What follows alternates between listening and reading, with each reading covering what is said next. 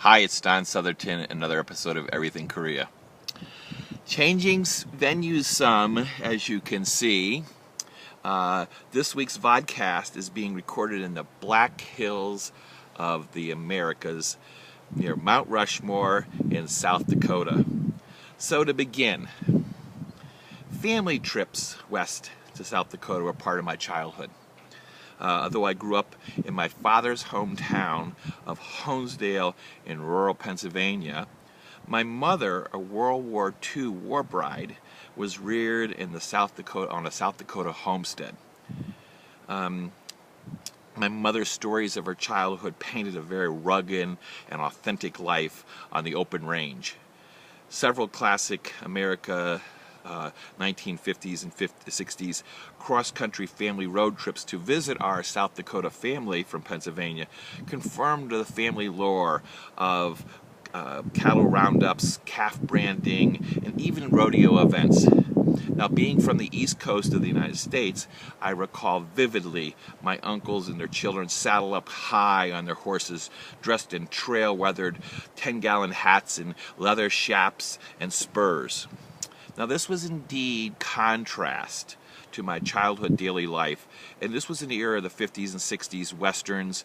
This was a genre on American TV about the Wild West, and movie storylines often centered on small frontier towns with gunslingers and saloons, all created in California backlots. Now, I've come to realize that an intricate part of this picture was an entrepreneurial side of my family. And having offered a collection of articles and books on the topic from the American colonial era all the way up through the global Korean entrepreneurs, a familiar lore has prompted me to share a snapshot of the American West at the turn of the 20th century. And I think that this has some impact on global business even today. So, noted economists always pointed out that a dominant characteristic of entrepreneurs, whether they were in America or Korea, was the ability to perceive gaps in markets. They then developed new goods, services, and processes to fit those needs. Early settlers to the Americas, reaching back to the colonial time, often had farmers that sought out opportunities to supplement their income beyond the crops and livestock. A very common practice was land swapping, and speculation, where farmers branched out into openly entrepreneurial ventures.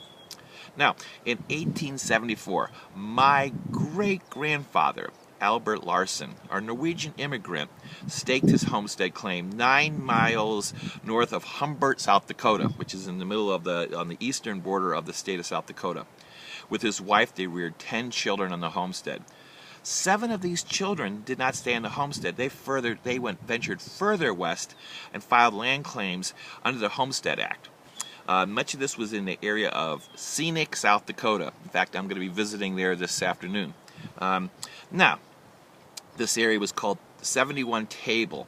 And this was a section of land that was labeled that way because many of the horses roaming this open plain area on this plateau were branded with a 71 brand. That was the rancher's brand. Now, also it was on the table or tableland, which was a common term for a plateau. Now, as these Larsen my family relatives moved west, they followed established freight lines that had been developed by the freight haulers on, buck wagons. This was a distinctly American vehicle that was used 4 wheels, very rugged type of wagon that could cross the plains. They would go and ferry across this area, and then as my family moved into this region, they actually had to do something called rough locking, which was where they took the wheels of that and they would put chains on them so they could go down these slopes without the wagon running out of control. Now, over time, much of my family emigrated into that area. My grandfather actually came out in almost 100 years ago, in 1919. He found land there and put homestead claim in. Eventually, he would go back and move the rest of his family out there, including, my mother, who was, reared in this area. Now I have a long story here that I'm actually in PDF form that you can download and sort of read the whole story. Now the reason I'm mentioning all this today is that, as I've looked at this over the years, and my original assumption was that they were ranchers and farmers, but I realized that much of the family also got involved in ways to supplement their income. Early on they would go and be involved in helping move product, mostly lumber, from the local city out to the plains there for other farmers. They got involved in construction and as carpenters. They would also get involved in looking for ways that they could go and supplement their income, other methods. And I go over extensively in this article about how they get involved in wheat threshing machines and different technology that they would then go and provide that service for the other farmers around there. In fact, even at one point, my grandfather purchased a Ford Model TT. So a lot of you in the car industry, this was actually the truck version of the Model T. It cost around $325, which at the time was probably a reasonable amount of money. And then my grandfather would provide local trucking. For $3, he'd haul hogs from this 71 table area into the nearest sort of town called Wall, South Dakota. It was a 30-mile run, and then from there it was a stopping point on the Chicago and Northern Western Railroad line. So like that. I've actually embedded a picture of that in here of what these Model TTs look like.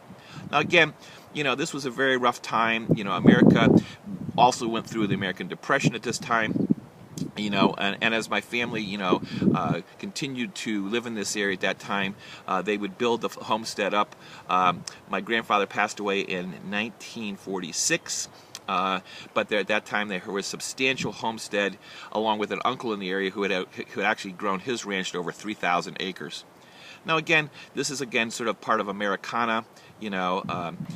Today, amid attention given to the high-tech entrepreneurials from companies like Uber and Tesla and SpaceX, and incidentally, I have a nephew who is a rocket engineer for them. What has remained constant in the American culture is seeking new opportunity. And whether it was ranchers and farmers or businessmen, it was always taking risks, adapting to the ever-changing situations. And, I'm honored and proud to have uncovered this entrepreneurial side of my family. So, until next time, this is Don Southerton wishing you all the best. I've embedded a PDF that really goes through this story about this American entrepreneurialism. I've got some great pictures in there and that, so I think you might enjoy it. So again, take care. Until next time, this is Don saying goodbye.